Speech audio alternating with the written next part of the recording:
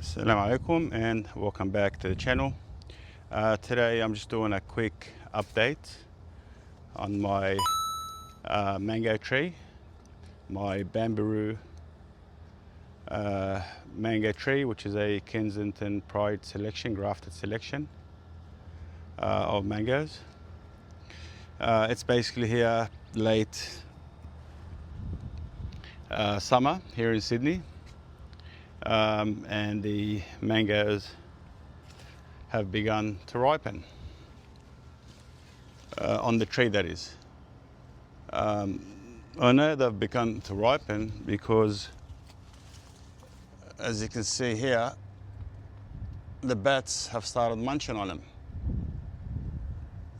And the bats only like to eat sweet things, so obviously these things have ripened on the tree and they're just having their way with them. You can see they started on this one a little bit. Let me see if I can zoom in. They've hit the bottom of that one.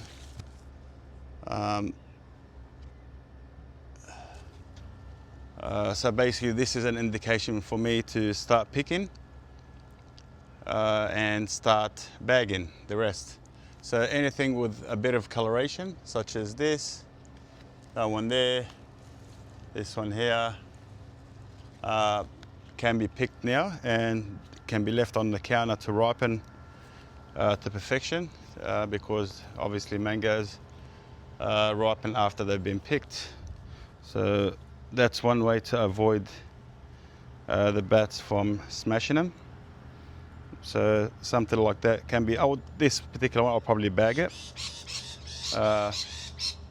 But there are a few on the tree that can just be picked. Some can even be eaten straight off the tree at the moment. You can hear the lorikeets going off. So it's not all the bats. I'm sure there's a few parrots that are having their way with it. Not this baby magpie. No, he doesn't eat fruit, not that I know of anyway. So he's a local, he's a newborn. I see him hanging around here with mum and dad, and they just pick things off the floor and clean it up, so I don't mind them. But it's just the bats that come at night mostly, and some of the parrots that come during the day. So I'm sure some of the damage is from the parrots as well. It's not all bats. But yeah, no, they're doing great. They've all started to ripen. Like this little one here can be picked and eaten straight off the tree. These are still unripe. I will bag them. So there's all different stages of ripening happening at the moment. You may ask, why haven't you bagged it yet or done something about it? Been a bit lazy, I suppose. And I am fasting at the moment, so I'm lacking the energy to do so. But yeah, when you see a few missing fruits off the tree, then it hurts. It does hurt. So it is time to start bagging. That's my indication to bag. I usually you lose one or two, and then that motivates me to start bagging them. But yeah, there's plenty of the tree. That can have one or two. That's okay. But yeah, the good thing about mango, or for me anyway, that nothing really harms them. They don't have much pests and issues, especially when they're underripe. They tend to, most of the damage tends to happen after they ripen. When they become nice and sweet and aromatic, they start releasing their aromatic flavours. And that's when all the birds or flying foxes or the bats and so on, they pick up that scent, that sweet, aromatic, delicious mango scent, and they start coming towards the tree and munching. And you can see they've only hit the ones that are ripe or almost fully ripe because of their sweetness and their aroma that attracts them. They don't hit those ones because they still have a fair bit of acidity in them at this stage, and they don't like acidic things.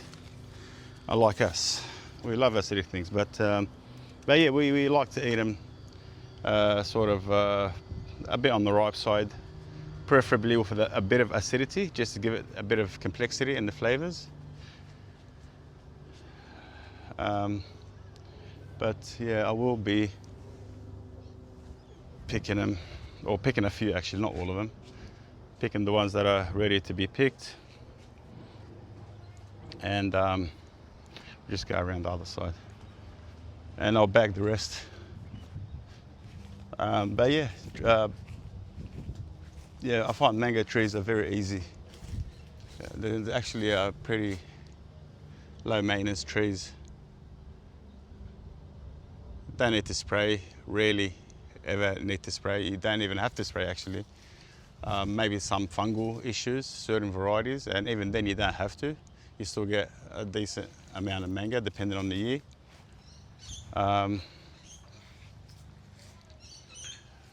And there's not much pests that bother them. Fruit flies don't seem to harm them.